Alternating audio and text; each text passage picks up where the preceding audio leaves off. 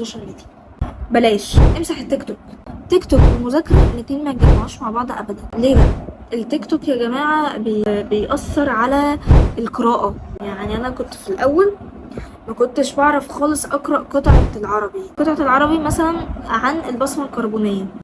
ففي كذا قطعة أولانية مثلا بتتكلم عن أهمية البصمة الكربونية، التانية معرفش فوايد، التالتة عيوب، الكلام ده كله.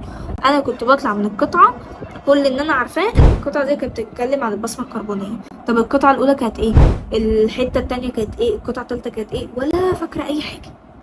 طيب أنا فهمت القطعة؟ لأ. طب أنا يعني ملمة بالقطعة، عارفة الموضوع يتكلموا فيه عن عيوبه ومميزاته، مش عارفة ولا أي حاجة. انت عندك الانجليش والعربي اللغة التالتة اتلغت، فانت الحاجات دي فيها قطع محتاجة تركز. العربي مليان قراءة، التيك توك بيأثر جدا على القراءة عشان انت بالمستوى